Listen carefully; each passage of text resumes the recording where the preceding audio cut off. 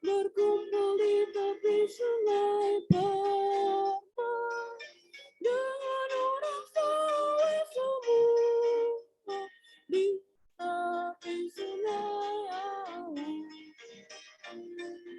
Buanglah semua beban kita sebelum tiba di sungai. Di sana tersedia juga dan mahkota yang permai. Oh ya, tidaklah berat berkumpul di tepi sungai Permai dengan orang soleh semua di tepi sungai. Kita telah tiba di surga di tepi sungai Permai. Hati kita penuh suka menyanyi lagu damai. Oh ya, kita telah beramai berkumpul di tepi sungai Permai dengan orang soleh semua di tepi sungai.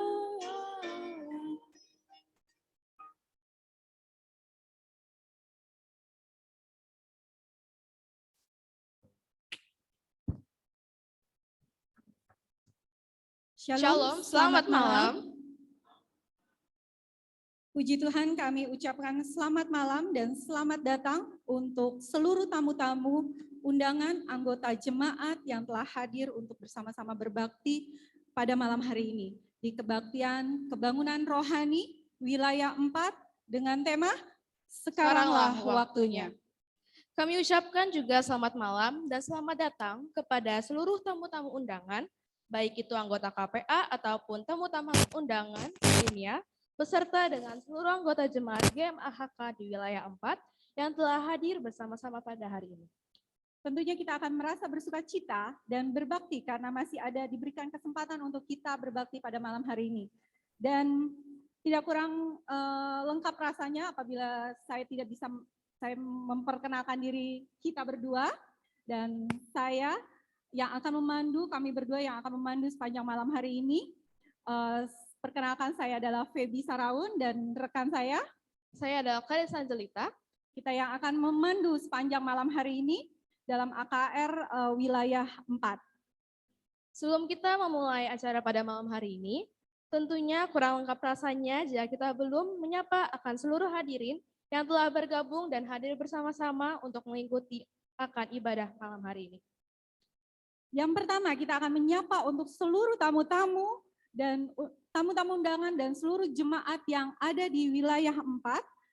Dan saya akan sebutkan satu persatu, ada 8 jemaat yang bergabung di dalam wilayah 4. Yang pertama ada Bojong Menteng. Selamat malam. Selamat malam. Lalu yang kedua ada dari jemaat Bukit Sion. Selamat malam. Selamat malam Bukit Sion. Dan yang ketiga ada Galaksi. Selamat malam Galaksi. Selamat malam. Selamat malam. Yang keempat ada dari Jaka Sampurna. Selamat malam semua. Selamat malam Jaka Sampurna. Oke, baik. Ini adalah tuan rumah ya. Dan yang berikutnya ada dari Kemang Pratama. Kemang Pratama, selamat malam. Selamat malam Kemang Pratama. Dan berikutnya ada dari jemaat Narogong. Selamat malam. Selamat malam untuk Narogong. Dan selanjutnya ada dari Tumoto Bekasi. Selamat malam Tumoto Bekasi. Selamat malam Tumoto Bekasi. Dan selanjutnya yang terakhir ada dari jemaat Villa Indah Permai. Selamat malam. Selamat malam Villa Indah Permai. Ini adalah jemaat yang baru bergabung di wilayah 4. Selamat bergabung di wilayah 4 untuk Gereja Masih Advent hari ke-7 Villa Indah Permai. Pada malam hari ini, Kita akan terberkati dengan firman Tuhan yang akan dibawakan oleh Pendeta Yohanes Dolok Saribu dengan judul Sekaranglah Waktunya untuk Menyingkapkan Tabir.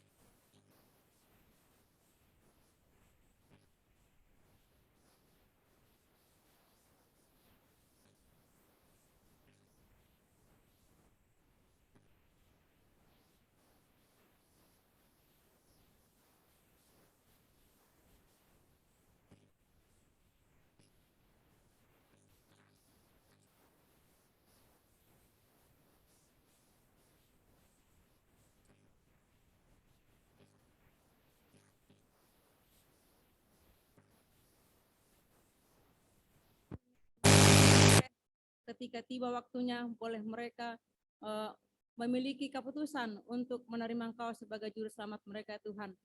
Saudara kami Tuhan yang mungkin dalam perjalanan Engkau tibakan ya Bapa dengan selamat.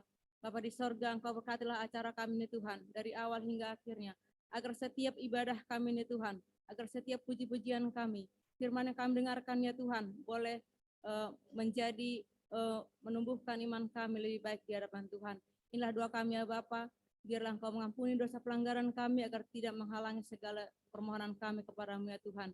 Di dalam nama Yesus kami sudah berdoa. Amin.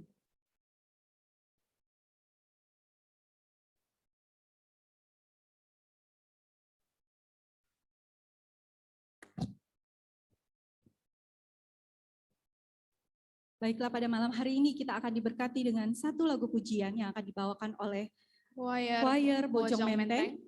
Kami persilakan.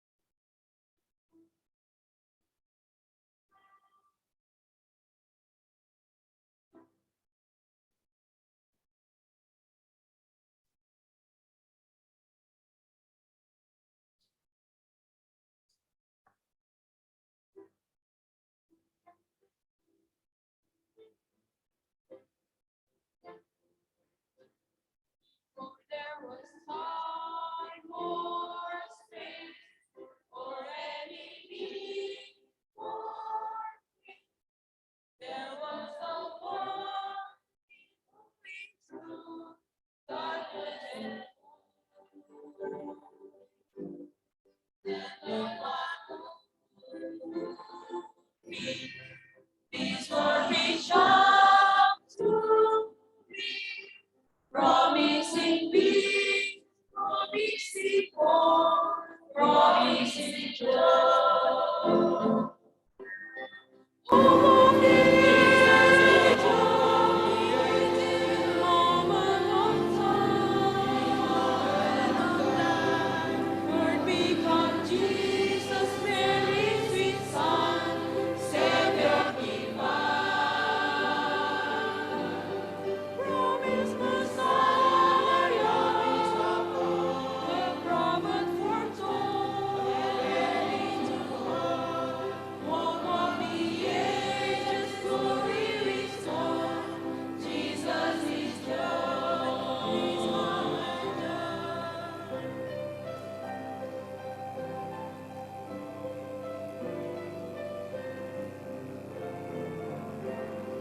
Dunia diliputi oleh kegelapan, membutuhkan karunia keselamatan. Yesus yang diutus untuk menebusku, memberi damai, sukacita, pengharapan.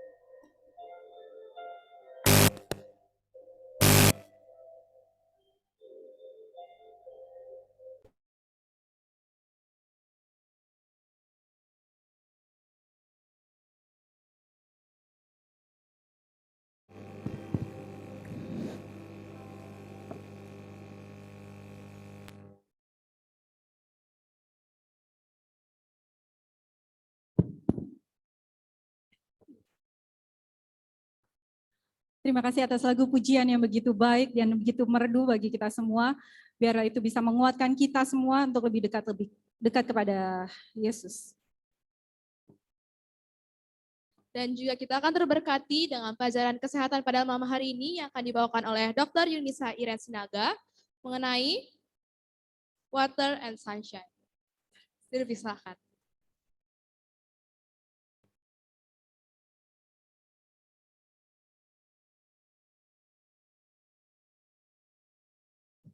Baik, selamat malam kepada kita semua. Selamat malam saudara-saudaraku. Baik, siapa yang berbahagia pada malam hari ini boleh tunjuk tangan? Baik, terima kasih. Pada malam hari ini saya akan melanjutkan pelajaran kesehatan kita yang dengan tema besarnya adalah New Start yang kemarin sudah diawali oleh Nutrition and Exercise ya. Jadi malam ini saya akan sedikit membahas tentang water and sunshine ya, air dan sinar matahari. Mengapa elemen ini sangat penting di dalam kehidupan kita dan berperan penting dalam kesehatan kita. Oke, baik, next. Oke ya. Di dalam Roh Nubuat sendiri itu di dalam buku Membina Pola Makan dan Diet, Ellen G. White mengatakan bahwa air bersih adalah suatu berkat ya. Dikatakan pada waktu sehat atau sakit, air bersih adalah salah satu berkat surga yang paling mahal. Kenapa? Karena penggunaannya secara teratur akan meningkatkan kesehatan. Itulah minuman yang disediakan Allah untuk memuaskan dahaga binatang dan manusia. Air yang diminum secara bebas akan menolong mengisi kebutuhan tubuh dan menolong alam untuk menolak penyakit. Ya, jadi betapa penting air di dalam kehidupan kita ya. Oke, next. Seperti istilah yang kita ketahui bahwa manusia itu manusia itu bisa hidup berhari-hari tanpa makan, tetapi tidak tanpa minum ya. Jadi sebegitu penting air di dalam kehidupan kita. Kita bisa lihat bahwa di dalam tubuh kita sendiri itu 60-65% mengandung air atau mengandung cairan ya. Secara spesifik di dalam organ-organ tubuh kita itu 70-90% itu mengandung air. Jadi di dalam otak kita itu sebanyak 83% mengandung air. Kemudian di darah kita itu cairan itu 94% mengandung air. Bahkan di organ terkecil pun atau mata ya bisa kita lihat itu 95% mengandung air. Jadi tubuh kita 60-65% itu terdiri atau mengandung air. Ya. Oke, next. Jadi apa fungsi air di dalam hidup kita atau untuk kesehatan kita? Saat ini yang kita bahas adalah air yang tidak berwarna dan tidak berasa. Jadi air putih, air minum biasa ya, bukan air teh, air kopi atau yang sekarang adalah air boba, bukan itu ya. Jadi air putih biasa. Jadi fungsinya di dalam tubuh kita, air itu dapat meregulasi suhu tubuh kita. Jadi dia mempertahankan suhu tubuh kita, dia dapat mempertahankan kadar cairan di dalam tubuh kita. Kemudian selanjutnya air juga berfungsi untuk memberikan energi pada otot dan melumasi sendi agar lentur ya. Jadi agar sendi-sendi kita dapat bergerak dengan baik. Jadi dia dapat melumasi sendi-sendi kita. Kemudian air juga dapat membantu untuk membuang sisa metabolisme di dalam tubuh kita melalui urin ataupun melalui keringat. Kemudian air juga dapat menjaga kelembapan pada organ-organ tubuh kita. Jadi yang seperti tadi sudah saya jelaskan, 70-90% mengandung air ya. Kemudian dapat membantu untuk melarutkan mineral dan nutrisi sehingga dapat diserap tubuh dengan baik. Dan juga dapat membawa nutrisi dan oksigen ke sel-sel tubuh kita, di mana kita tahu bahwa nutrisi dan oksigen ini penting bagi tubuh kita. Oke, baik, next. Oke, jadi berapa banyak sebaiknya yang dianjurkan untuk dikonsumsi, air untuk dikonsumsi bagi kita? Ya, jadi di tubuh ini ada namanya hemostasis, jadi ada yang masuk dan ada juga yang keluar. Jadi biasanya ada kita bisa sebut namanya water loss, jadi kita kehilangan air. Kehilangan air itu melalui organ-organ tubuh kita. Di antaranya adalah kita kehilangan melalui organ ginjal itu sebanyak 1,5 liter per hari. Melalui kulit ya itu keringat sebanyak 0,5 liter per harinya. Kemudian paru-paru itu bernafas. Jadi kalau kita bernafas itu kita mengeluarkan air juga ya. 0,4 liter per harinya. Dan juga usus atau pencernaan itu kita membuang 0,1 liter air per harinya. Jadi untuk sehari-hari itu kita bisa kehilangan air atau water loss itu 2,5 liter. Jadi kita sebaiknya mengonsumsi air sebanyak 2,5 liter per harinya. Ini bagi orang dewasa. Orang dewasa tanpa penyakit tertentu atau penyakit penyerta.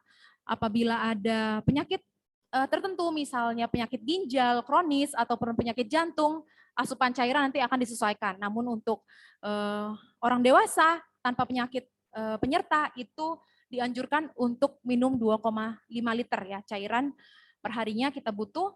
Dan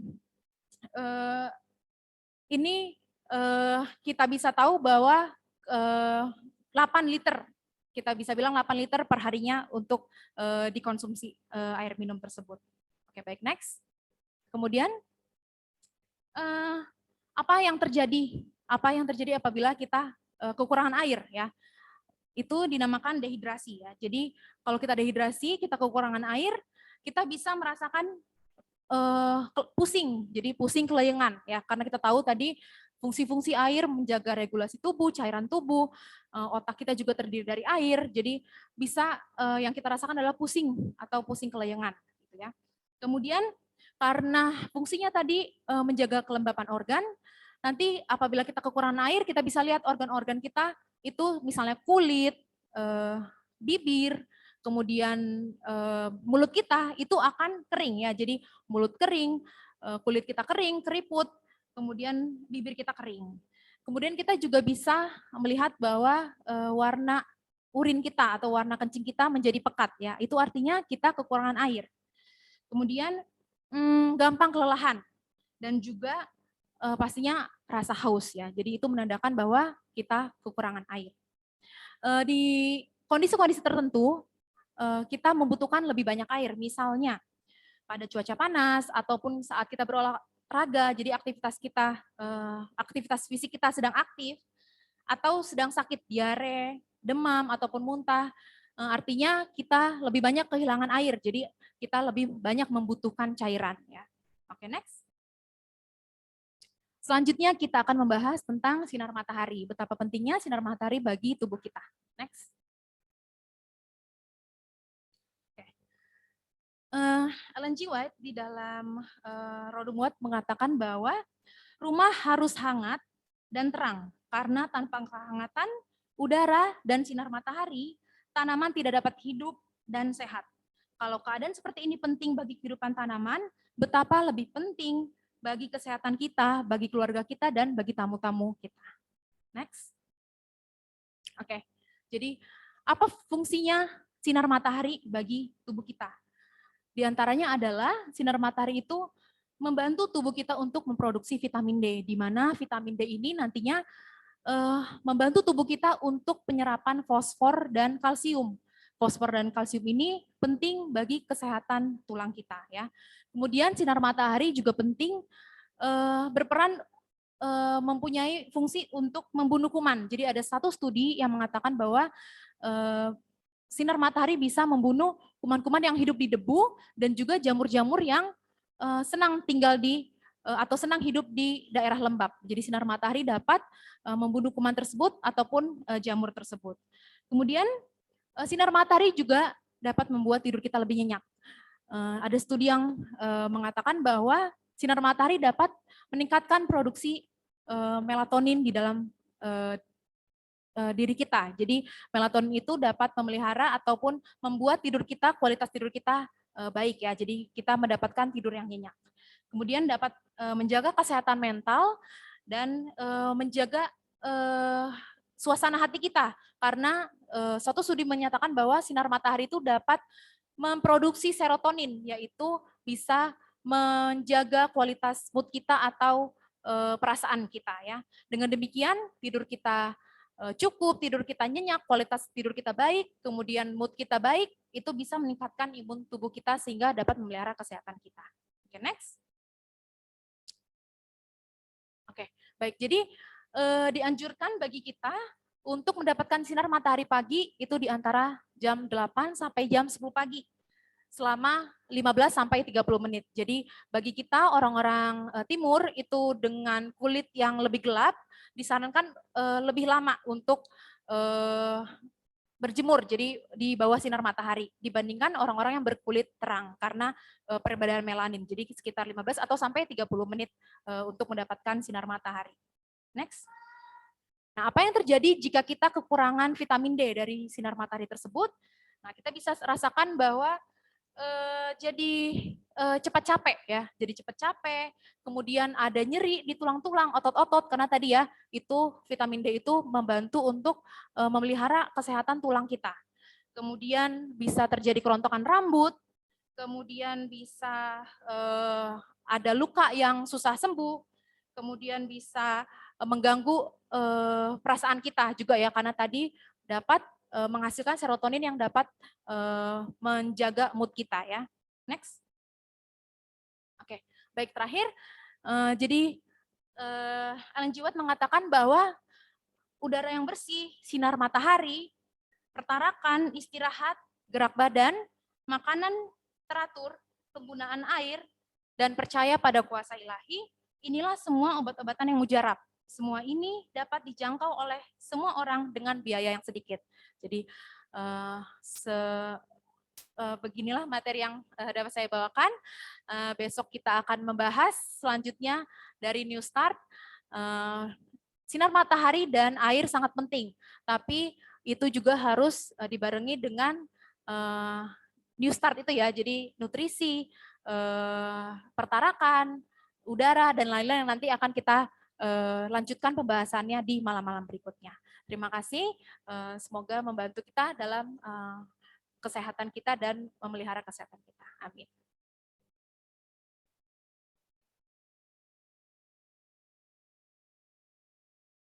Terima kasih atas pelajaran yang begitu baik, pelajaran kesehatan yang dibawakan oleh Dr.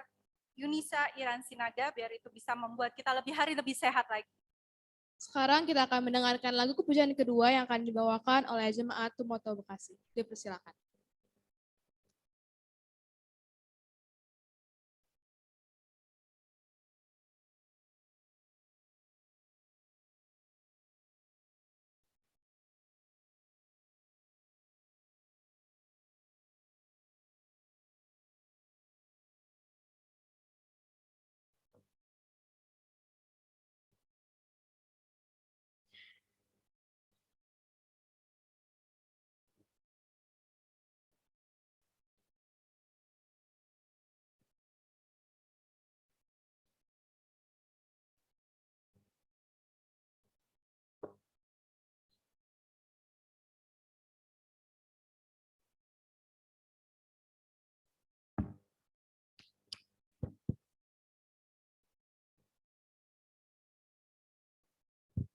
Oke, selamat malam bagi kita semua.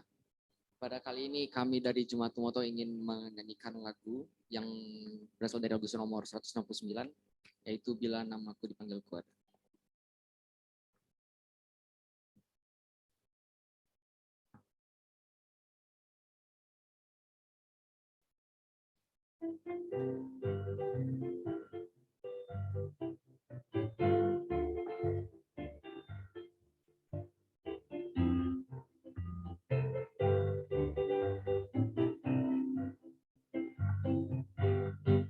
Bila trompet Allah berbunyi, akhir zaman tiba, hidup kekal dan mulia tersedia. Bila orang yang selamat dihimpunkan di sana, dan namaku kan dipanggil ke surga. Bila namaku dipanggil, bila namaku dipanggil, bila namaku dipanggil, bila namaku dipanggil, pada pagi cerah itu orang saleh bangkit dan kemuliaan Yesus diberikannya. Bila umat pilihannya tiba di seberang sana, dan namaku kan dipanggil ke surga. Bila namaku dipanggil, bila namaku dipanggil, bila namaku dipanggil, bila namaku dipanggil, ku ada. Kerjalah bagi Tuhanmu pada pagi dan petang, kabarkanlah keajaiban kasih-Nya. Bila hidup ini tamat dan kerja usai sekarang, dan namamu kan dipanggil ke surga. Bila namaku dipanggil, bila namaku dipanggil, bila namaku dipanggil, bila namaku dipanggil, ku ada.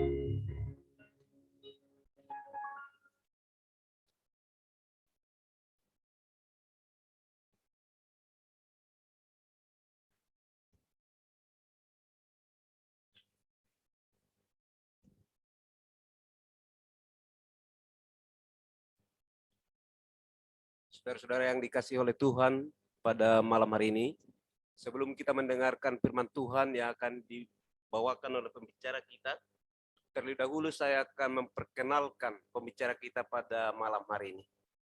Pembicara kita, saudara-saudaraku, adalah hamba Tuhan Pendeta Yohanes Dolok Saribu. Beliau ini didampingi oleh seorang istri bernama Christina Simanjuntak. Keluarga ini dikaruniai Tuhan 2 orang anak. Yang pertama adalah Kevin Dolok Saribu, dia duduk di kelas 1 SMP, dan yang kedua Kesia Dolok Saribu, sedang duduk di bangku kelas 1 sekolah dasar. Pendeta Yohanes Saribu adalah sebagai Sekretaris Kependetaan Conference DKI Jakarta dan sekitarnya. Pada malam hari ini beliau akan melayani kita, membawakan firman Tuhan. Tuhan memberkati.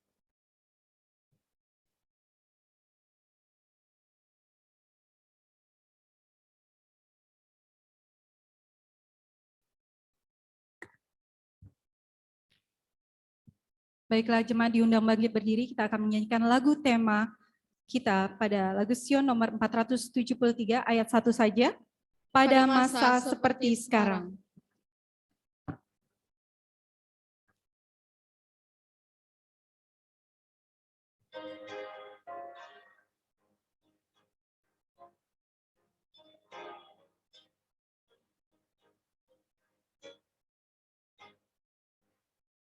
Pada masa seperti sekarang, Juru Selamat kau perlukan, pastikan jangkarmu tahan, berpegang pada batu karang itulah Yesus. Batu karangku hanya Yesus, pastikan jangkarmu tahan, berpegang pada batu suka. Kita bersatu di dalam doa. Terpujilah namamu Tuhan, untuk kesempatan kami dapat berkumpul bersama, bersekutu, memuji dan membesarkan nama Tuhan. Di kebaktian kebangunan rohani pada malam yang kedua ini. Bila mana kami hendak membuka lembaran firman-Mu yang kudus. Kuasai hati, pikiran, dan lidah kami Tuhan. Kuasai kami untuk memampukan kami memahami firman-Mu. Dan juga sembunyikan hamba-Mu di balik jubah kebenaran, agar hanya firman-Mu yang hamba sampaikan, menjadi berkat bagi kami semua, hormat kemuliaan hanya bagi nama Tuhan. Di dalam nama Yesus kami berdoa. Amin. Baik, silakan duduk.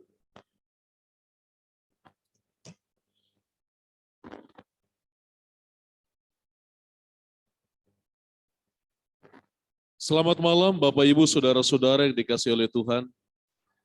Senang rasanya kita boleh bertemu kembali di malam yang kedua dalam rangkaian acara kebaktian kebangunan rohani. Ini menarik. Kebaktian kebangunan rohani. Dimulai dari hari Senin dan berakhir pada hari Sabtu nanti. Ini 6 hari. Saya dibesarkan di Sulawesi.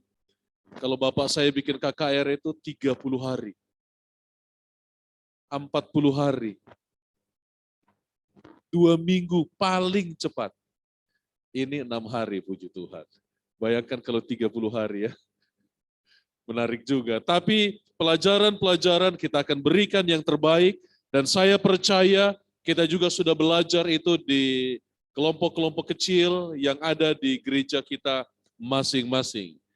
Dan pada saat ini kita akan belajar mengenai sekaranglah waktunya untuk menyingkapkan tabir. Nah ini menarik. Kalau bicara tabir, menyingkapkan tabir, berarti ada sesuatu yang ditutupi atau disembunyikan. Kita akan belajar firman Tuhan.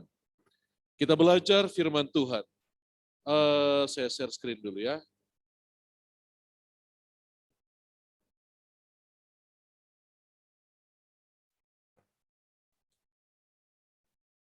Oke. Boleh ditampilkan? Ada tabir, kalau kita belajar firman Tuhan, berarti ada tabir yang disembunyikan. Tentunya Tuhan mau dibukakan semuanya, dan ada kuasa yang lain yang mau itu ditutupi semuanya. Dan kita akan melihat apa yang coba ditutupi oleh kuasa kegelapan itu, yang memengaruhi dunia bahkan dunia kekristenan.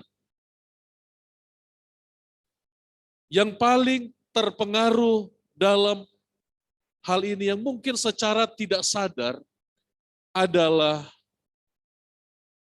ada apa di balik kematian. Setan mencoba menyembunyikannya, bukan hanya pada zaman dahulu. Ketika Saul mencari Samuel, dia pergi ke dukun untuk membangkitkan tanda kutip Samuel. Dan sampai dewasa ini juga banyak kuasa-kuasa kegelapan yang mencoba untuk menginfiltrasi ke dalam doktrin kekristenan.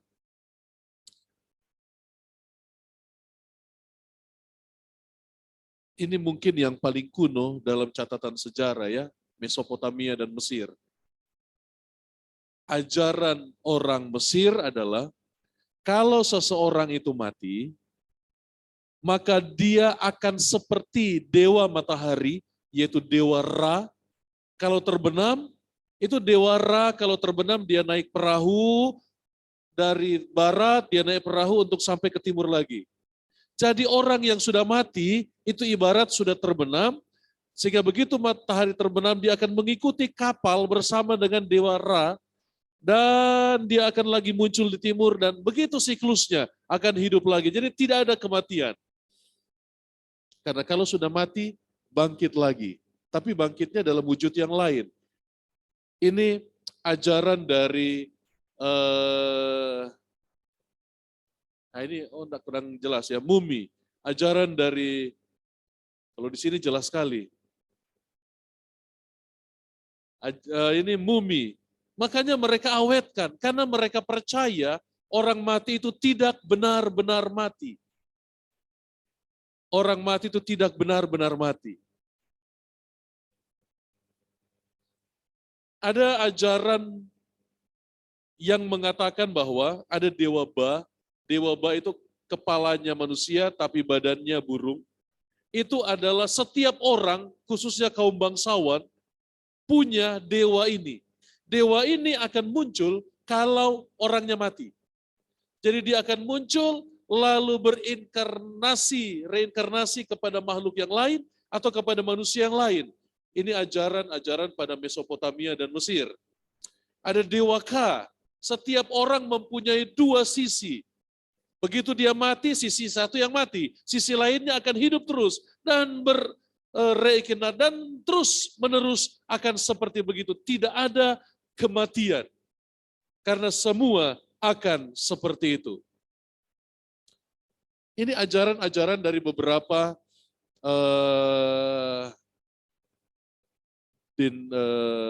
ajaran-ajaran dari beberapa agama-agama kuno atau leluhur-leluhur kita pada zaman-zaman Mesir kuno, Mesopotamia, dan seterusnya. Di Indonesia mungkin banyak juga yang percaya dengan ajaran-ajaran yang seperti begini. Sebenarnya kemana sih orang itu mati? Di kekristenan sendiri pun terjadi dualisme, ajaran-ajaran mengenai kematian, atau mungkin ada beberapa versi ajaran tentang kematian itu sendiri. Ini hal yang menarik, karena orang pasti mati. Jadi kemana orang setelah mati? Itu menjadi pertanyaan yang mengulik hati para scholar untuk mencari tahu kemana manusia pergi. Bahkan di kekristenan pun demikian. Jadi kita akan belajar dari Alkitab dan hanya Alkitab saja untuk mencari tahu kemana setelah mati dan apa yang terjadi setelah mati. Apakah kematian adalah akhir dari segala-galanya? Kalau saudara nonton televisi, pembawa berita selalu, coba perhatikan, kalau terjadi pembunuhan atau ada terjadi kematian, itu selalu kalimat dari pembawa berita di televisi adalah telah dihantarkan ke tempat peristirahatannya yang terakhir. Kenapa? Karena itu terakhir, tidak ada harapan di balik kematian. Itu seperti seorang bertanya kepada seorang anak muda, apa cita-citamu nak? Oh, saya akan begini, akan bangun, saya akan sekolah bagus dan seterusnya. Setelah itu, saya akan bekerja. Setelah itu, saya akan menikah. Setelah itu, saya akan punya anak. Setelah itu, saya akan menjadi kakek nenek. Setelah itu, saya punya cucu. Setelah itu, ya matilah. Setelah mati, ya mati katanya. Kemana setelah mati? Kita akan mencari tahu jawaban dari Alkitab. Kemana setelah mati? Apakah kematian adalah akhir dari segala-galanya? Kalau tidak akhir dari segala-galanya, apakah kematian seperti ajaran Mesopotamia dan ajaran Mesir bahwa terjadi reinkarnasi? Atau bagaimana pandangan Alkitab sehubungan dengan hal tersebut? Jadi pastikan di tangan saudara ada Alkitab, setidaknya Alkitab.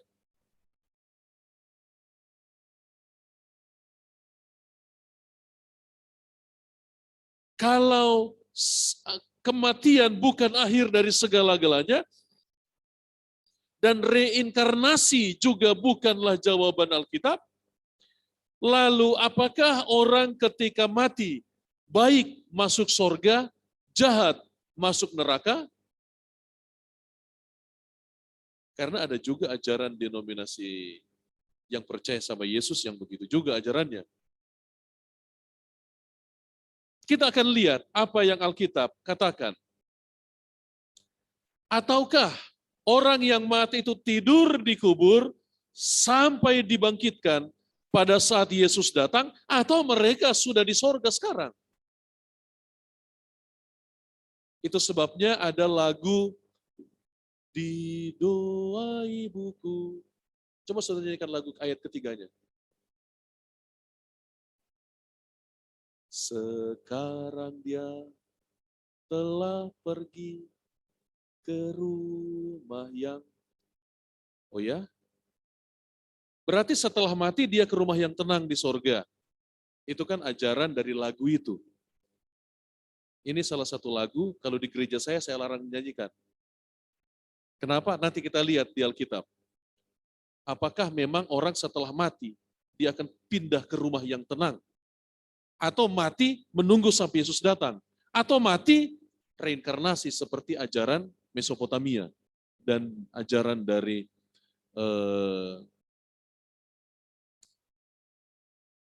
Mesir? Di mana kita dapat jawabannya? Hanya Alkitab. Alkitab adalah satu-satunya jawaban untuk mencari tahu kemana kita setelah mati. Ini ajaran yang banyak kontroversial di kekristenan. Tapi kita akan lihat apa yang Alkitab katakan sehubungan dengan hal tersebut.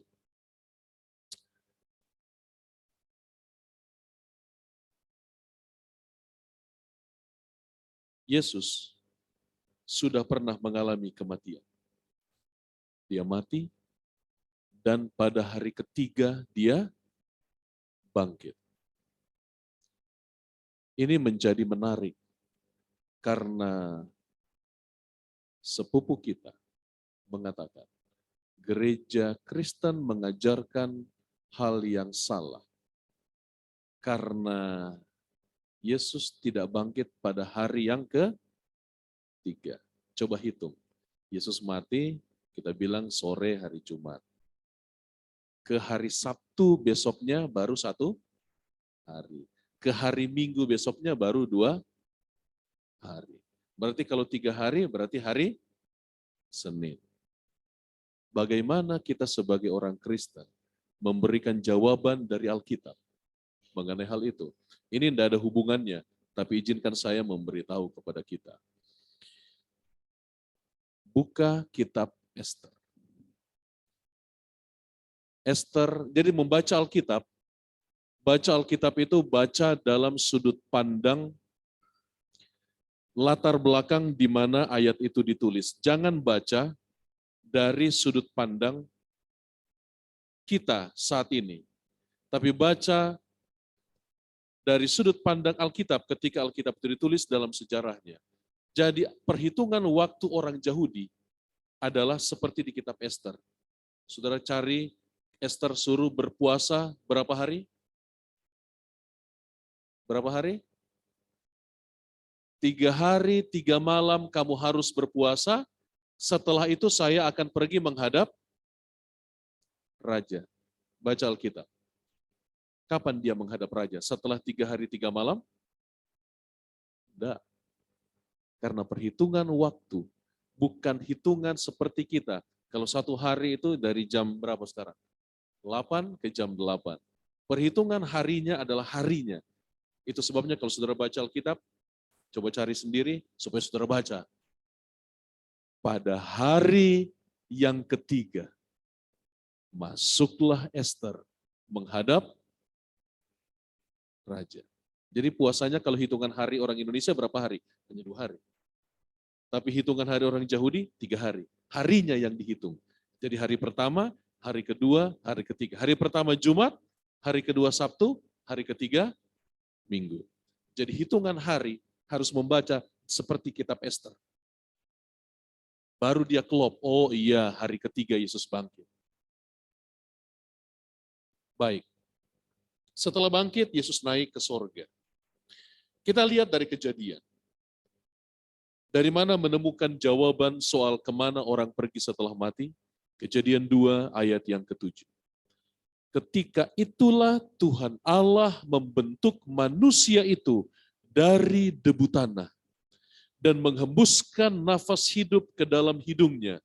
Demikianlah manusia itu menjadi makhluk yang hidup. Jadi manusia yang hidup itu adalah perpaduan antara debu tanah plus nafas hidup. Debu tanah plus nafas hidup atau roh dari Tuhan itu membuat manusia yang hidup, jiwa yang hidup, orang yang hidup. Elemen dari bumi ditambah nafas dari Tuhan membuat saudara dan saya hidup. Ini rumus kehidupan.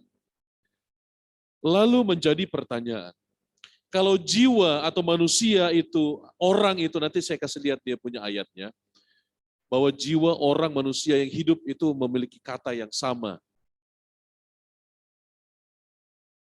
Ketika saudara dan saya sebagai manusia yang hidup, apakah manusia yang hidup yang adalah perpaduan debu tanah plus nafas hidup dari Tuhan adalah kekal? Dalam artian, kalaupun mati, ya reinkarnasi. Atau kalaupun mati, ya masuk surga atau masuk neraka. Yehezkiel 18 ayat 4 bilang begini, dan orang yang berbuat dosa itu yang harus mati. Orang yang berbuat dosa berarti manusia hidup. Bahasa Inggrisnya, the soul who sins shall die. Soul itu jiwa.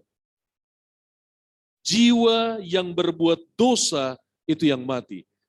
Jiwa itu manusia hidup. Karena manusia mati tidak bisa berbuat dosa. Sudah mati dia, bagaimana mau mencuri? Jiwa, roh, dan adalah gabungan dari roh dan debu tanah. Nama lain dari jiwa atau soul di dalam Alkitab adalah orang atau manusia yang hidup. Dan tidak ada di dalam Alkitab, tidak ada di dalam Alkitab, ada 1.600 kali. Caranya, dari mana tahu, saudara download Eastword, lalu cari kata soul, klik, kemudian di sebelahnya akan tertulis berapa kali muncul dia dalam Alkitab. Lalu klik, dia akan lihat beberapa kali muncul, dan katanya muncul apa saja. Dan begitu cara mencari kata-kata di dalam Alkitab, ketika kita kebingungan maksudnya apa. Kata-kata itu. 1.600 kali muncul, dan tidak ada satupun berbicara soal jiwa itu kekal. Hanya Tuhan yang kekal. 1 Timotius 6 ayat 15-16. Dialah satu-satunya yang tidak takluk kepada maut. Hanya Tuhan saja yang tidak takluk kepada maut. Semua manusia pasti takluk kepada maut.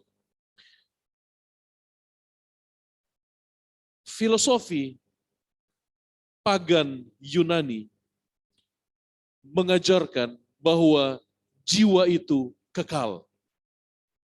Ketika Alkitab ditulis, khususnya Perjanjian Baru, itu ditulis dalam bahasa Yunani, tidak bisa dipungkiri meskipun hidup di zaman Roma, pada saat Alkitab Perjanjian Baru ditulis, tetapi budaya dan filosofi dari Yunani memengaruhi Roma.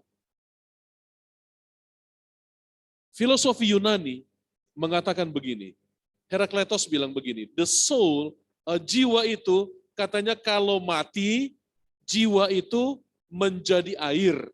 Dari air, dia menjadi bumi. Dari bumi, dia kembali lagi lahir menjadi air, dan dari air, dia kembali lagi menjadi jiwa. Ini ajaran filsafat Yunani. Filsafat di mana ketika Alkitab itu ditulis. Jadi, kalau ini adalah filsafat yang diyakini, ajaran yang diyakini pada zaman Alkitab itu ditulis, tidak perlu lagi Yesus dan rasul-rasul Perjanjian Baru khususnya menegaskan tentang perbedaan. Karena sama saja. Tapi kalau berbeda berarti ada ajaran yang berbeda antara filsafat Yunani dan juga ajaran Alkitab. Sokrates punya murid Plato, Plato punya murid Aristoteles. Sokrates tidak menulis buku. Semua buku Sokrates ada di tulisan Plato. Jadi meskipun ini pandangan Sokrates, tapi ditulis oleh Plato. Dia bilang begini, tubuh akan mati, sementara jiwa terus-menerus dilahirkan kembali, bereinkarnasi dalam tubuh berikutnya. Ini adalah ajaran-ajaran yang ada ketika Perjanjian Baru itu ada. Saudara bisa bayangkan, kalau ajaran itu sama dengan ajaran Alkitab, maka akan banyak ajaran seperti begini di dalam Alkitab. Tetapi dari 1.600 kata jiwa yang ada di dalam Alkitab, tidak ada satupun yang menganut faham filsafat Yunani. Bahwa manusia tidak mati, dia bereinkarnasi. Kalau demikian, maka ajaran filsafat Yunani berbeda dengan ajaran Alkitab soal kematian. Meskipun mungkin saja ada yang sama. Tapi soal kematian berbeda. Alkitab mengajarkan bahwa orang mati itu seperti tidur. Orang mati yang percaya akan merasa aman, tidur seperti tidur di lengan Tuhan. Seperti tidur. Banyak sekali spiritualism adalah ajaran yang cukup berkembang ketika, maaf ya saya sebut saja, ketika gereja Advent berkembang pada awalnya.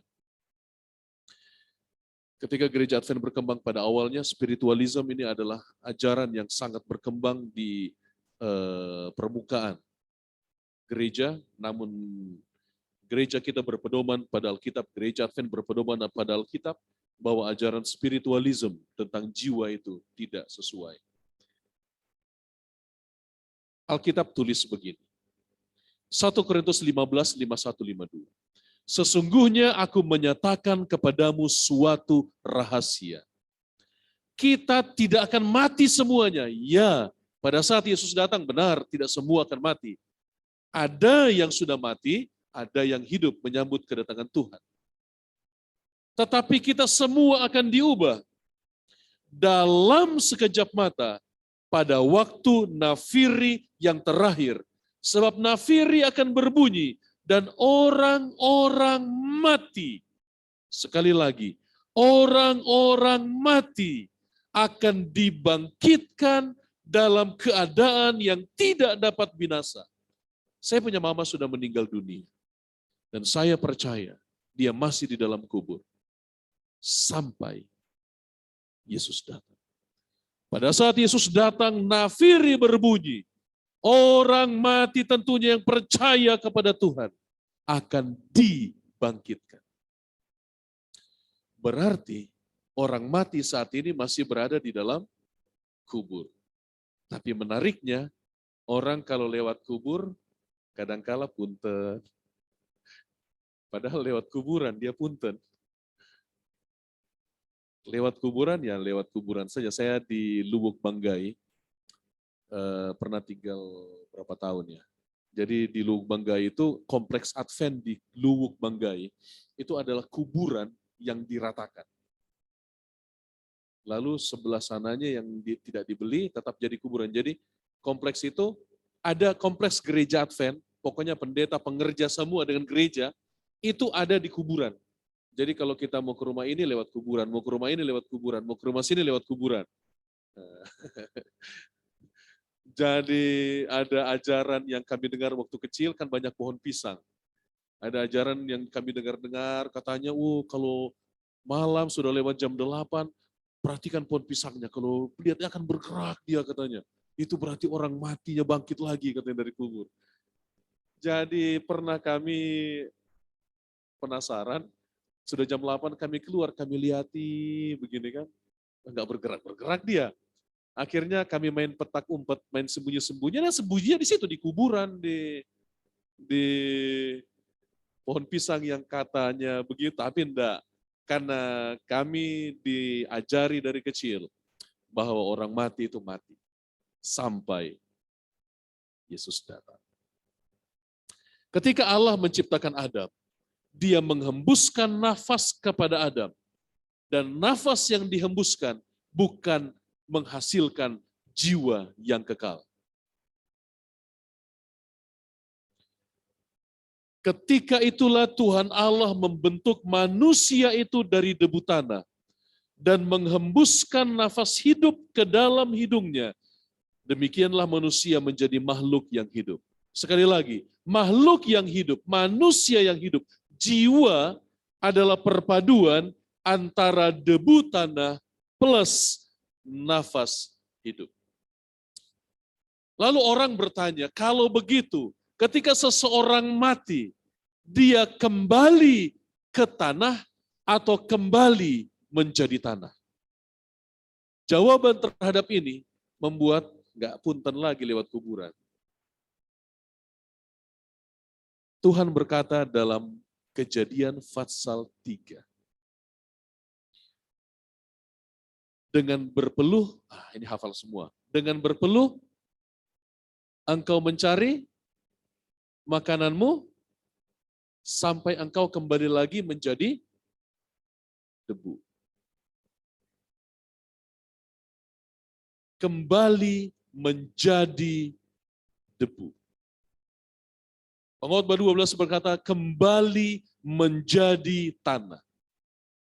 Kalau kembali ke tanah, itu berbeda. Contohnya, saya dari Janji Matogu, saya lihat ada beberapa orang Janji Matogu di sini. Kalau saya kembali ke Janji Matogu, berarti ada saya di Janji Matogu. Bagi saudara yang tidak tahu Janji Matogu, memang susah dipeta. Itu di Persea. Persea masuk lagi ke dalam, nggak ada lagi angkotnya. Angkotnya hanya hari onan. Ada angkotnya ke dalam.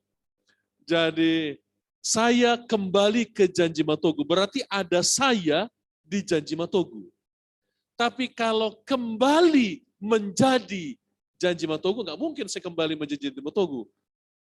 Kembali menjadi, berarti tidak ada saya lagi. Ketika seseorang meninggal, dia kembali ke tanah, berarti ada dia di tanah.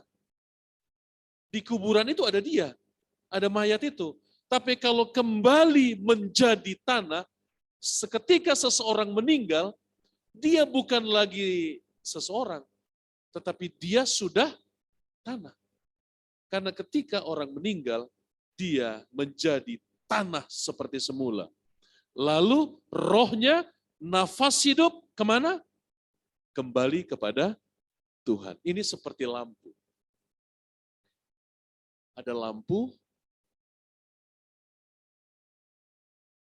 ada PLN, ada terang. Terang ini ada kalau lampunya, bohlamnya dialiri listrik. Kalau listriknya kembali ke PLN, kemana terangnya? Tidak ada. Terang itu tidak ada. Terang ini ada kalau bohlamnya dialiri listrik. Kemana jiwa yang hidup, manusia yang hidup itu? Tidak ada. Manusia itu hidup kalau debu tanah dihembusi dengan nafas dari Tuhan.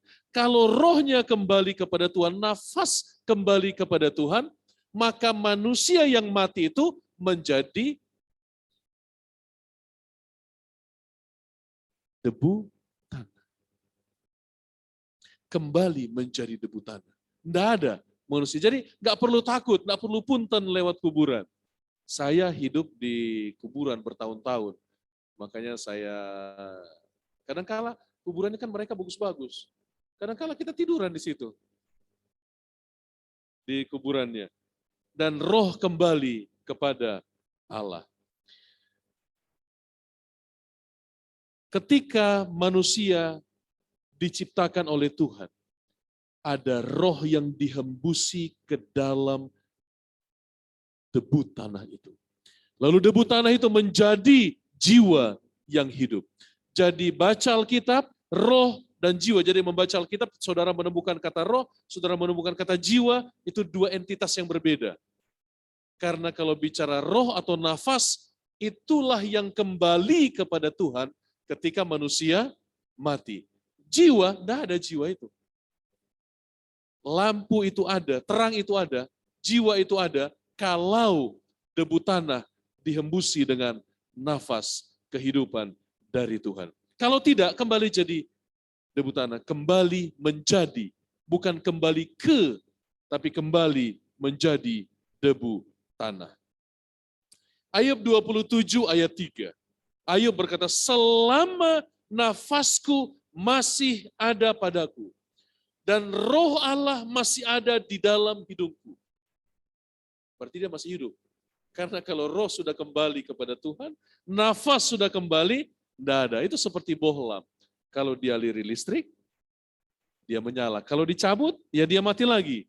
Karena kuasa untuk menciptakan hidup adalah milik Allah. Maka roh dari Tuhan akan kembali kepada Tuhan. Jadi tidak perlu takut ketemu orang mati. Tidak perlu takut lewat di sini. Saya tidak tahu seberapa dari saudara yang pernah ke Toraja. Saya 1, 2, 3, 4 tahun di Toraja. Toraja itu kalau mendaki, ada Bukit Posi. Kalau saudara pernah ke kampus kita SLA Mebali di Toraja, dari kampus itu naik ke atas gunung, ada namanya Gunung Batu. Itu gunung memang batu enteru, apa bahasa Indonesia? Batu sepenuhnya, batu semua. Itu mendakinya, kalau saudara lagi mendaki, itu tengkorak-tengkorak, itu kepala-kepala tengkorak, memang tengkorak utuh.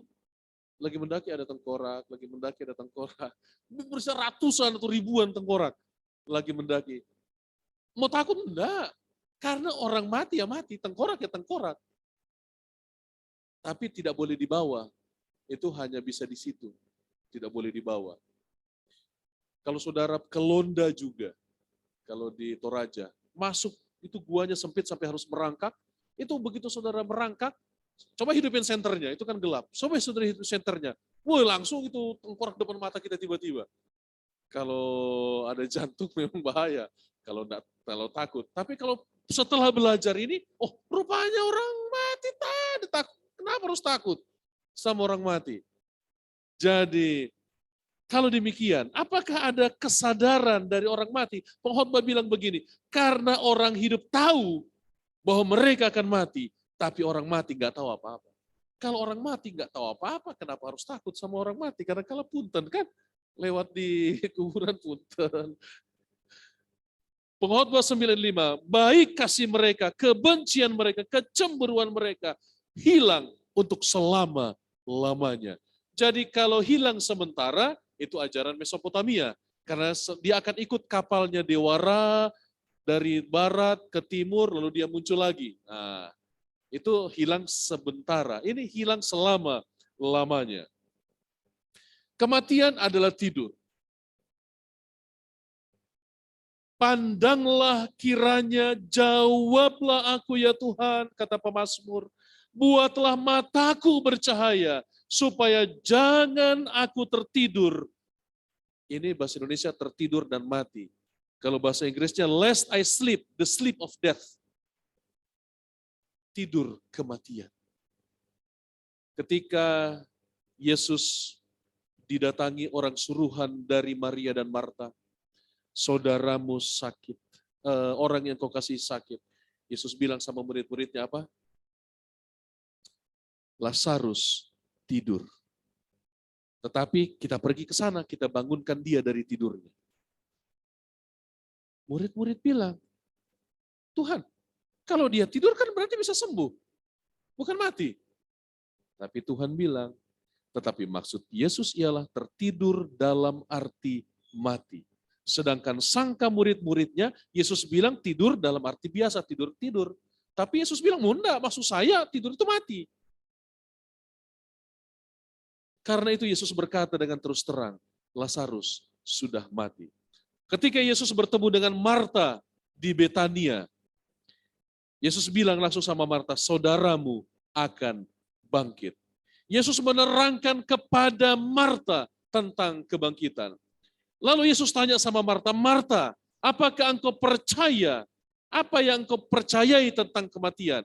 Lalu Marta bilang, aku tahu bahwa Lazarus saudaraku ini akan bangkit pada waktu orang-orang bangkit pada akhir zaman. Lihat, ajaran perjanjian baru, ajaran yang diyakini oleh Marta adalah ajaran yang berbeda dengan ajaran filsuf-filsuf Yunani, meskipun mereka hidup di lingkungan Yunani dan Romawi.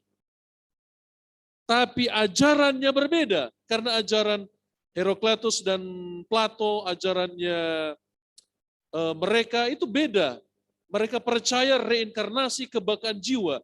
Tapi Marta yang hidup sejaman dengan aliran-aliran yang filsuf-filsuf yang punya ajaran yang berbeda, mereka bilang bahwa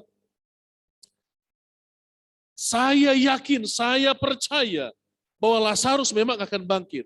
Tapi nanti di akhir zaman, rupanya ajaran mulai dari Mesopotamia yang kita belajar tadi, dewa-dewa sampai ajaran filsuf-filsuf, itu berbeda dengan ajaran kekristenan. Ajaran kekristenan ada kebangkitan nanti setelah Yesus datang pada akhir zaman. Akulah kebangkitan dan hidup, kata Yesus. Barang siapa percaya kepadaku, ia akan hidup walaupun ia sudah mati. Benar yang you bilang, Marta, tapi saya mau bangkitkan Lazarus. Lazarus, keluarlah. Dan Lazarus pun keluar. Kebangkitan Lazarus adalah bukti bahwa Yesus juga akan membangkitkan orang-orang yang kita kasih yang telah meninggal. Saya punya mama sudah meninggal dunia. Saya katakan tadi, saya percaya pada saat kebangkitan itu tiba, mama saya ada di sana di pagi kebangkitan itu. Karena ada kebangkitan bagi orang yang percaya. Kematian adalah suatu fase dari tidur yang sempurna atau tidur hingga kebangkitan Kristus membangunkan saudara dan saya. Kalau saya mau ke Pasteur 125 kurang lebih ya, kilometer 125, tidak pernah saya itu dari rumah ke Pasteur, pasti ke rest area minimal 1 kali. Minimal 1 kali. Entah buang bensin atau entah isi bensin. Minimal 1 kali saya akan singgah di rest area. Tujuan saya adalah Pasteur, kilometer 125. Saya tidak akan berhenti di rest area. Karena saya tahu tujuan saya adalah Pasteur. Mau seberapa lama pun saya di rest area, saya tetap harus berangkat. Karena tujuan saya bukan rest area. Bagi mereka yang percaya kepada Yesus pun demikian. Ketika saudara dan saya mati itu hanyalah rest area. Tujuan kita adalah kebangkitan. pada saat Yesus datang. Kebangkitan pada saat Yesus datang. Kilometer berapa? Tidak ada yang tahu. Mama saya kilometer 56. Saudara tentu pasti punya keluarga yang sudah beristirahat. Rest area. Itu hanya rest area. Di kilometer berapa? Mama saya 56. Mungkin saja ada yang 80. Mungkin aja ada yang 100. Mungkin aja yang hanya rest area 2. Tapi percayalah, itu hanya rest area. Tidak akan selama-lamanya saudara di rest area, bukan? Saudara pasti akan jalan. Paling tidur, paling jauh 3 jam tidurnya. Setelah itu jalan lagi kan ke pastor, karena saya mau ke Bandung. Ketika Yesus datang, semua orang percaya yang di rest area, entah di rest area berapa, dia akan bangkit. Itu kata Alkitab. Ketika kebangkitan itu tiba, semua yang mati di dalam kubur akan dibangkitkan. Menjadi pertanyaan, lalu bagaimana dengan kalimat Yesus kepada penjahat di kayu salib? Bukankah seolah-olah Yesus memberikan isyarat bahwa hari ini engkau akan ada di sorga bersama dengan aku. Kata Yesus kepadanya, aku berkata kepadamu sesungguhnya, hari ini juga engkau akan ada bersama-sama dengan aku di dalam Firdaus. Membaca Alkitab, perlu diingat bahwa Alkitab ditulis tanpa judul, tanpa pasal, tanpa ayat, dan tanpa tanda baca. Meletakkan komanya bisa menentukan. Jadi kalau baca Alkitab, sesuaikan dengan seluruh doktrin. Ketika saudara membaca satu doktrin, satu perikop di dalam Alkitab, sesuaikan dengan seluruh doktrin. Karena Alkitab tidak mungkin bertentangan yang satu dengan yang lain. Sesuaikan dengan seluruh doktrin. Doktrin yang kita pelajari, kebangkitan nanti saat Yesus datang. Koma yang ditulis, yang diletakkan oleh scholar, aku berkata kepadamu, sesungguhnya, koma, hari ini juga engkau akan ada di sorga bersama dengan aku. Berarti setelah mati, Yesus dan orang ini masuk sorga. Oke. Supaya sesuai dengan a whole doctrine, maka komanya di sini. Aku berkata kepadamu, sesungguhnya hari ini juga engkau akan ada bersama-sama dengan aku di dalam Firdaus. Mana yang benar? Koma di sini atau koma di sana?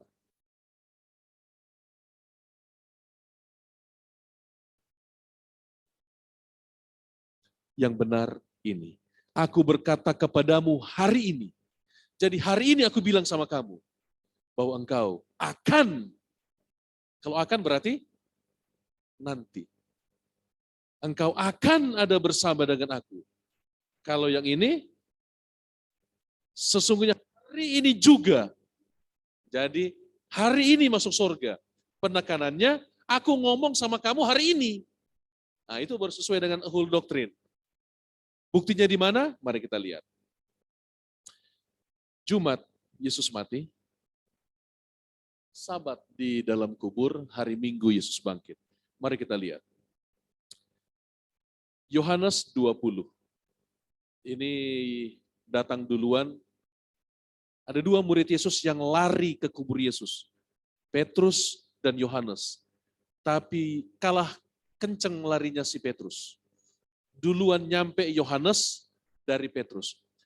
Kalau saudara baca kitab Yohanes pasal 20 ini, ada tanda kutip lomba lari ke kubur Yesus, Petrus dan muridnya yang ngalangin. membaca Alkitab, khususnya kitab Yohanes, ketika saudara melihat ada kata dan muridnya yang lain, dan murid yang dikasihnya itu, dan seorang murid yang lainnya lagi, itu pasti Yohanes. Karena itu cara penulisan Yohanes, menyatakan bahwa dialah orang itu. Jadi setelah mereka sampai, mereka lihat nggak ada kubur. Kemudian Maria datang, Maria Magdalena datang, lalu Maria lihat, lah iya ya nggak ada. Tapi dia lihat ada 2 malaikat bilang, tenang saja.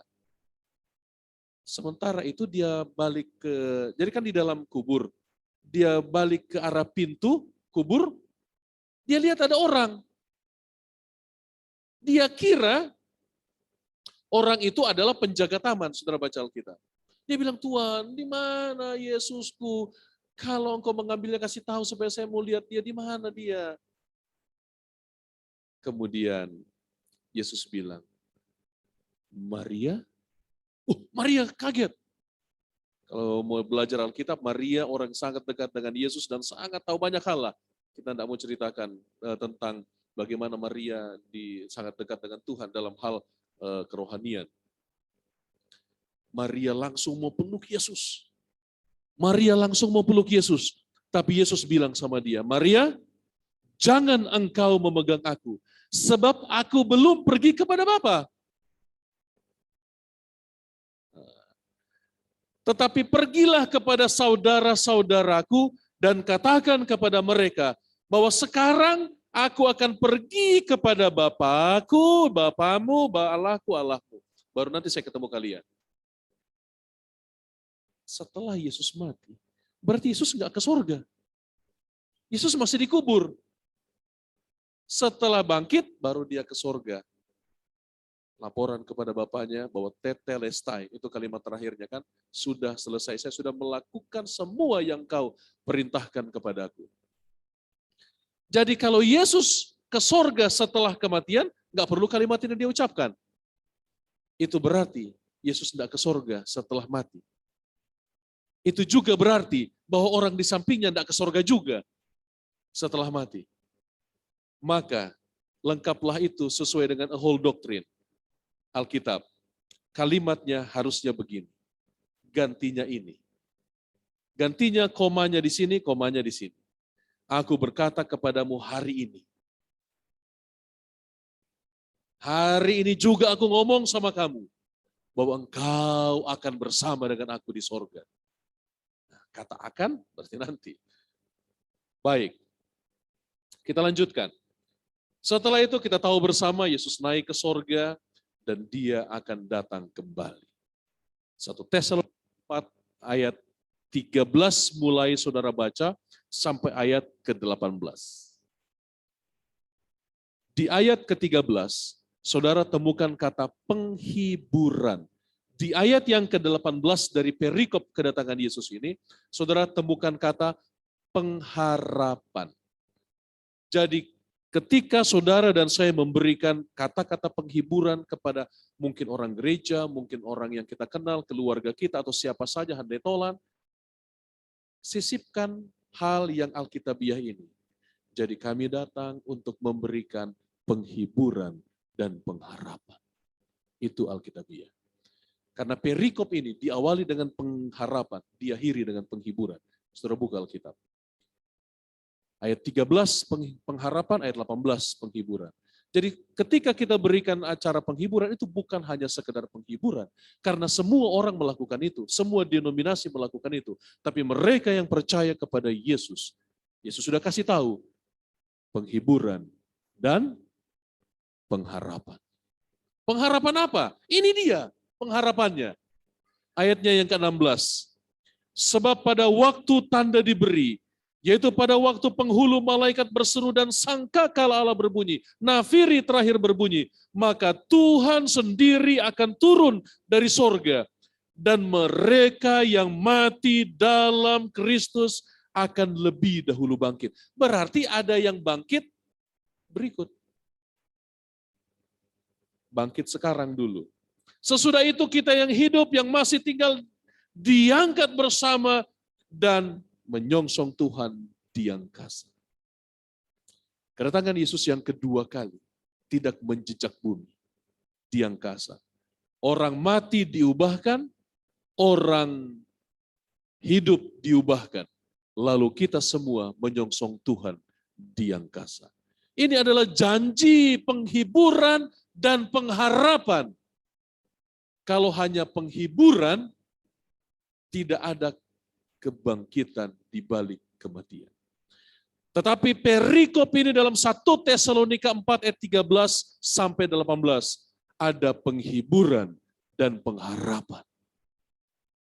Jadi setelah ini kalau ada berikan acara duka cita, pastikan kepada yang berduka cita bahwa kehadiran kita memberikan penghiburan dan pengharapan kepada orang itu yang berduka maksudnya.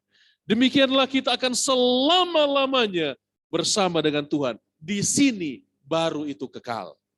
Selama-lamanya bersama dengan Tuhan. Kita akan bertemu dengan anak kita yang sudah mati mendahului kita.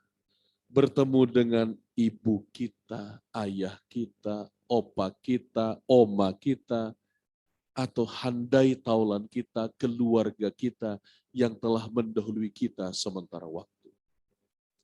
Saat itu akan terjadi reuni keluarga yang terputus karena kematian. Rantai keluarga yang utuh terputus karena kematian. Dan pada hari kebangkitan itu, semua orang akan reuni kembali. Mata rantai keluarga yang terputus karena kematian akan disatukan kembali. Saya mengakhiri pekabaran malam hari ini dengan satu kutipan dari seorang penulis Kristen. Dia tulis dalam buku Maranatha halaman 308. Saya bacakan. Christ is coming with clouds and with great glory. Kristus akan datang dengan awan dan dengan kemuliaannya yang agung itu. A multitude of shining angels will attend him. Berlaksa-laksa malaikat yang bersinar itu akan menemaninya bersama-sama dengan Tuhan untuk datang. He will come to raise the dead and to change the living saints from glory to glory. Yesus akan datang untuk membangkitkan orang mati dan akan mengubah orang yang hidup dari kemuliaan kepada kemuliaan. He will come to honor those who have loved him. Dia akan datang untuk memberikan penghargaan kepada mereka yang telah mengasihi dia and kept his commandments, dan telah memelihara perintah-perintahnya. And to take them to himself, dan akan membawa mereka ke hadiratnya. He has not forgotten them nor his promise. Yesus tidak akan melupakan mereka dan tidak akan melupakan janjinya. Janji mana? Yang tadi kita barusan baca. Yesus datang untuk membangkitkan mereka yang percaya kepadanya. The day of God will reveal how much the world owes to godly mothers. Saat itu Allah akan menyatakan betapa dunia berhutang kepada ibu-ibu yang takut akan Tuhan. When the judgment shall sit, ketika hakim itu duduk, and the book shall be opened, dan ketika kitab-kitab dibukakan, when the well done of the great judge is pronounced, ketika hakim yang agung itu berkata, baik sekali perbuatanmu hai hambaku yang baik dan setia, engkau telah setia dalam perkara kecil. Saat ini, apa lanjutannya? Masuklah dalam kebahagiaan Tuhanmu. Ketika hal itu diumumkan oleh hakim yang agung itu, and the crown of immortal glory is placed upon the brow of the victor. Ketika mahkota kemuliaan yang kekal itu diletakkan di dahi orang-orang yang telah menang itu. many will raise their crowns inside of the assembled universe. Banyak orang akan mengangkat mahkota mereka yang diberikan oleh Juru Selamat itu kepada setiap umat tebusan itu. Lalu mereka angkat mahkotanya di hadapan seluruh alam semesta. And pointing to their mother say, lalu mereka mengangkat mahkotanya dan menunjuk kepada mama mereka dan berkata, Mama, terima kasih. Engkau telah membuat saya seperti ini. Doa-doamu, petunjuk-petunjukmu telah diberkati oleh Tuhan. Sehingga saya bisa masuk surga. Dan saya mau ambil bagian di antara mereka yang mengangkat mahkotanya dan bilang sama mama saya, Mama, terima kasih. Semua doamu, semua nasihatmu diberkati oleh Tuhan. Sehingga saya bisa masuk di dalam kerajaan surga.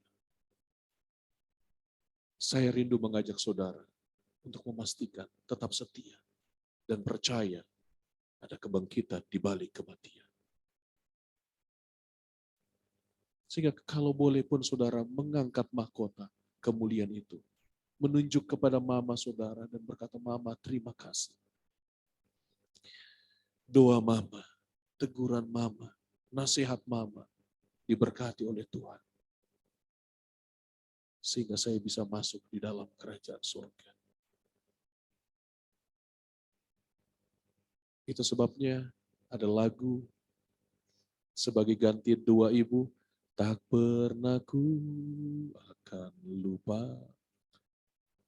Tetaplah setia kepada Tuhan. Percaya akan apa yang Alkitab katakan. Supaya kalaupun orang tua kita telah tiada seperti yang saya alami. Kalaupun anak kita mungkin juga telah tiada. Atau hal-hal lain, ada kebangkitan di balik kematian. Dan kalau saudara menerima mahkota itu, mungkin juga saudara seperti saya akan mengangkat mahkota dan bilang sama mama, Mama, terima kasih mama. Setiap orang di ruangan ini pasti punya mama. Percayalah, mama kalian mendoakan kalian setiap malam. Kalau mama saya mendoakan saya setiap jam 2 malam, saya tahu itu karena saya kadang-kadang terbangun, dia doakan. Tapi dia nggak pernah bilang bahwa dia doakan saya. Saya percaya setiap mama di ruangan ini, setiap ibu di ruangan ini, pasti mendoakan anak-anak. Dan pastikan kita semua yang punya mama tetap setia sampai Tuhan datang. Karena kita rindu mengambil bahagian untuk mengangkat mahkota itu di pagi kebangkitan itu. Terima kasih Yesus sudah pasti. Terima kasih mama. Doamu, nasihatmu diberkati oleh Tuhan. Tetap setia sampai Tuhan datang. Saya bawa di dalam nama Yesus. Amin.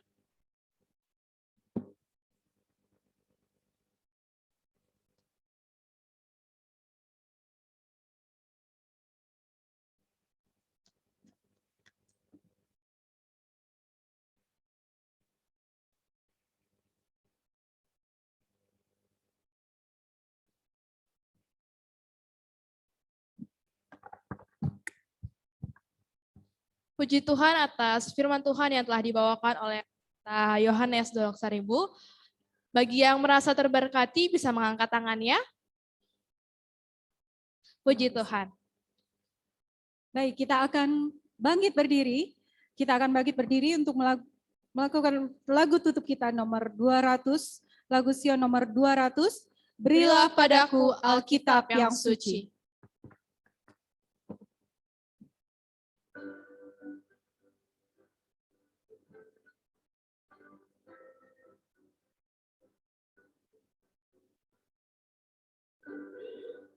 Aku Alkitab yang suci yang menyegarkan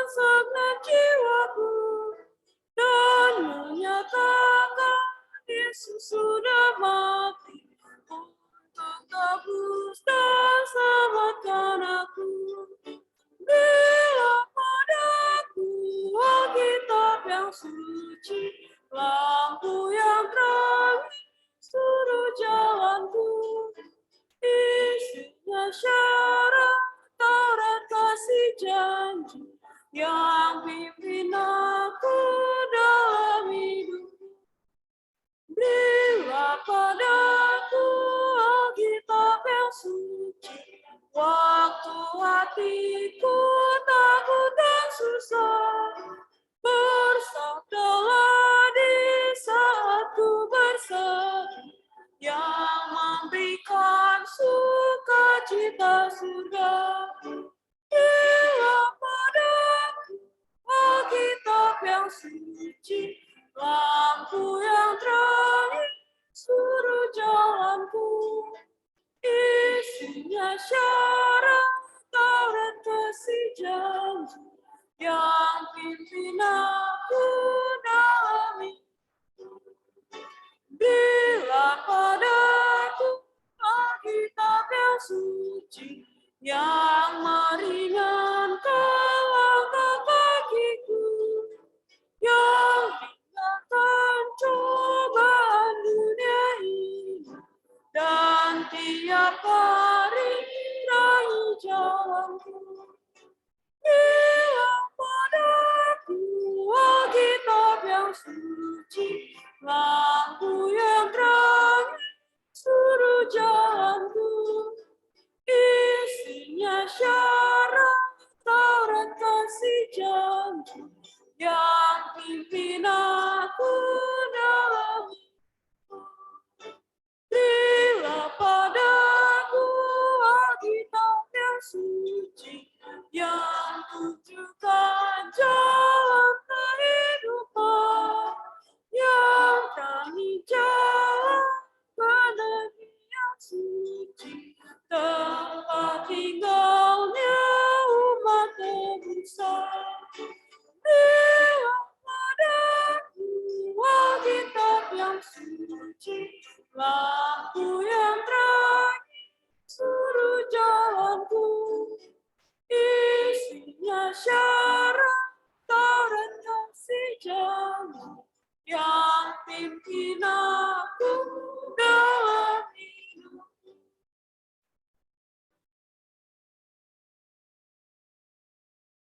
Kita berdoa. Maha besar Allah Bapa yang bertahta dalam kerajaan surga, Allah yang maha kudus, Allah yang maha mulia. Patutlah kami bersyukur berterima kasih kehadapan Tuhan, oleh karena pada malam hari ini, kembali kami memperoleh berkat yang begitu indah bagi kami umat-umat. Berkat melalui kesehatan yang disampaikan oleh hamba Tuhan Dr. Ira.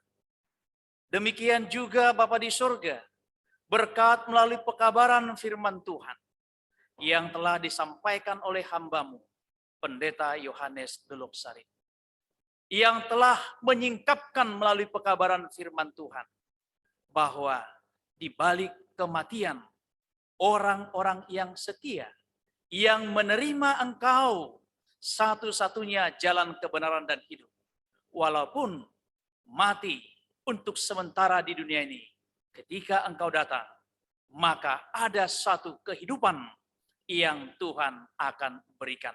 Dan Engkau akan mengubahkannya. Bahkan kami juga Bapa di surga, yang hidup yang tetap setia di dalam kebenaran-Mu. Terima kasih Bapa di surga. Kami tidak akan takut pada kematian, tetapi yang kami takuti adalah bila mana kami Tuhan jauh dan menolak kebenaran-Mu. Oleh sebab itu Bapa di surga, tolonglah kami yang hadir pada malam hari ini, bahkan yang mengikuti seri KKR ini melalui media elektronik, media sosial ya Tuhan, sehingga kami boleh memperoleh satu pengharapan di dalam Kristus, penghiburan di dalam Kristus, dan setia di dalam menantikan kedatangan Yesus yang tidak lama lagi. Diberkatilah hamba Tuhan, Bapak Pendeta Yohanes Deloksari. Diberkatilah Tuhan seluruh umat-umat-Mu yang hadir pada malam hari ini. Dan terlebih Bapa di surga, kerinduan hati kami, Engkau kiranya mempertemukan kami besok malam di tempat ini, di rumah Tuhan ini, dengan tubuh yang sehat dan juga hati yang gembira. Dan biarlah cuaca yang baik juga boleh menjadi bagian kami. Sementara pekabaran besok juga boleh kami dengarkan melalui para hamba Tuhan dan juga Pendeta Sucianto. Terima kasih Bapa di surga. Tuhan, ketika tangan hamba-Mu ini akan hamba angkat, maka Bapa di surga, turunlah berkat-Mu dan kedangkanlah tangan-Mu. Dan terimalah saudara-saudariku yang dikasihi dalam Tuhan, berkat dari surga. Tuhan memberkati dan melindungi engkau. Tuhan menyinari engkau dengan wajah-Nya dan memberikan kasih karunia-Nya kepadamu. Tuhan menghadapkan wajah-Nya dan memberikan engkau damai sejahtera-Nya. Kasih Allah Bapa, damai sejahtera dari Yesus Kristus Tuhan kita, serta persekutuan Roh Kudus akan menyertai kita hari ini sampai Maranatha. Dalam nama Yesus kami berdoa. Amin.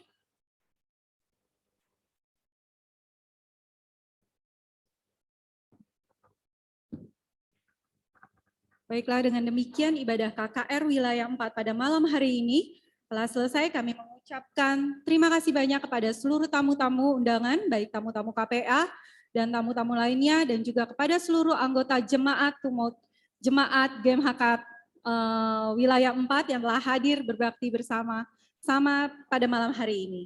Selanjutnya kami juga mengucapkan terima kasih banyak kepada seluruh partisipan anggota jemaat wilayah 4 yang telah mengambil bagian untuk membawakan lagu-lagu, doa, terlebih khusus membawakan firman Tuhan, baik itu pelajaran kesehatan maupun juga firman Tuhan.